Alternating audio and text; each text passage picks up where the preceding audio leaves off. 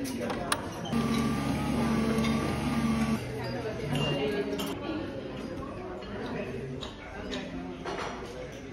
morning from breakfast. I slept like a rock last night. I didn't even know where I was when I woke up. Just threw this hat on. Here I am, trying to wake up. Eventually, I woke up enough to make it onto the bus for our first stop in our Golden Circle tour.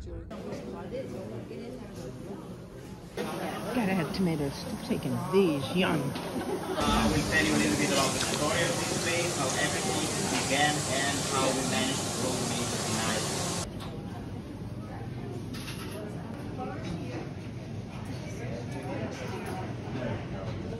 Iceland. This is one of the Marys here. It's that. The tomato's very thick, so. In our competitions, we compete in the biggest speciality that these horses have, which is that they have 5 different gaits, 5 different ways to walk around. Our problem is usually to go slower. Right? All right. We're heading to a waterfall now. It's funny to me now that I actually thought that my voice was going to pick up on camera with all of this wind going on. The video you're seeing is actually from my camera instead of my phone. The intensity of the wind was so strong, it was pushing me back. If you didn't know you were in Iceland, find out here.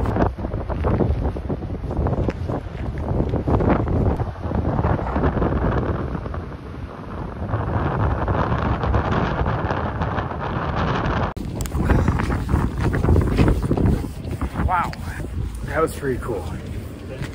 Literally, that was freezing. All right, here's lunch for the day. We've got some wild mushroom soup with some bread and chocolate strawberry raspberry cake. Next, we were off to a national park where the site of the world's oldest parliament is. It was founded back in the year 930. So this is basically the old parliament site on the area here around. Floor with the cliff here and the house. Everybody was allowed to leave.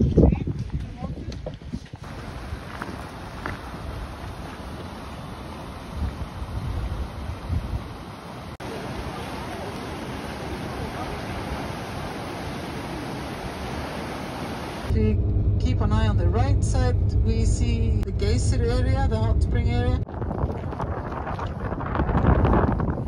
I'm doing a bit of a geyser hunt right now.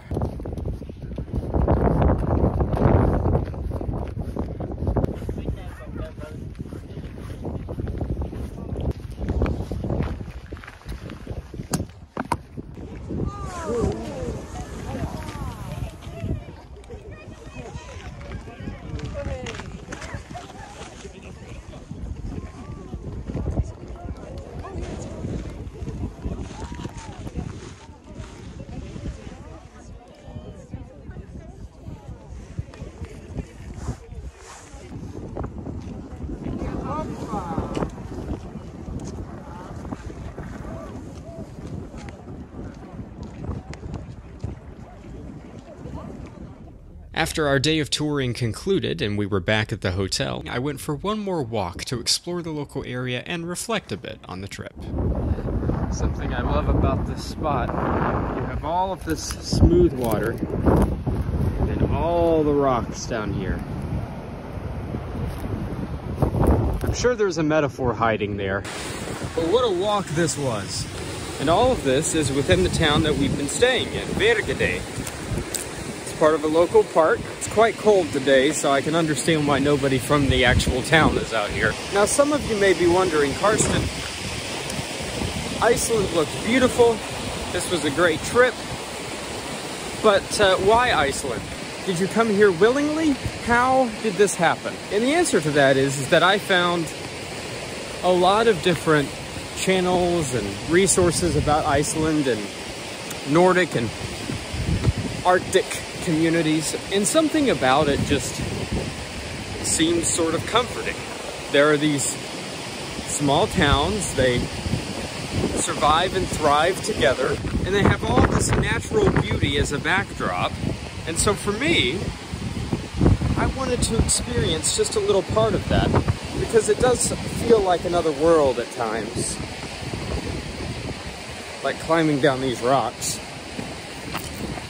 And the experience of Iceland is so unique because of the people. It's such a small population compared to other European countries. The language is so unique. There's a lot of cultural pride with that. You start to understand just a little bit of what makes this country so unique and why the people have survived over all of these years. Interestingly enough, my grandparents came to Iceland in 1971 to visit, and things were not as developed in the areas that they looked at, but the nature was very much the same. So it's unique to me. This is the first European country I've traveled to. This is the first country that I've had to use a passport for.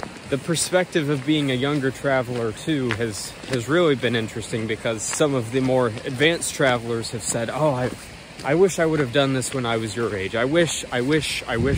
And that's what I'm doing. I'm doing it now and enjoying it along the way. And you know what else I'm gonna do is I'm gonna cross this bridge, because we did not do this before.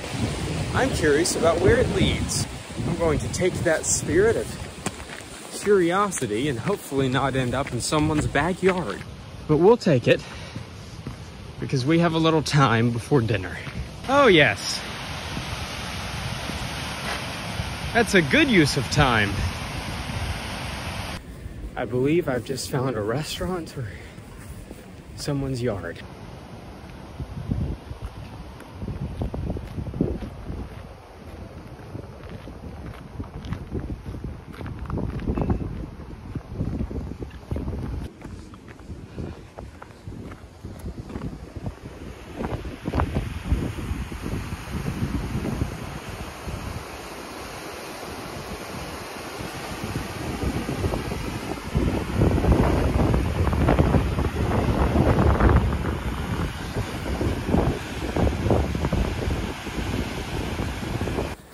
I'll continue walking forward until I get back to Hotel Ork, and we'll call it a night with dinner.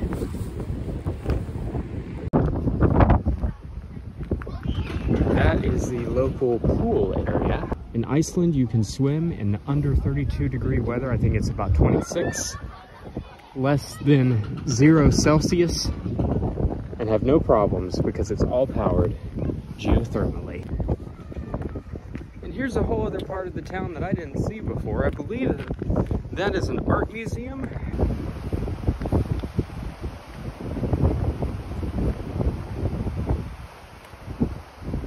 I've also stumbled upon the basketball court, a skate park, and a playground. On a separate note, if anyone can explain to me what these are supposed to mean, that would be appreciated. I've been wondering all week. Thank you. At our farewell dinner, we also had a map of all of the places we had explored over the week. After a delicious 3-course meal, we ended the night off by celebrating one of our tour guide's birthdays.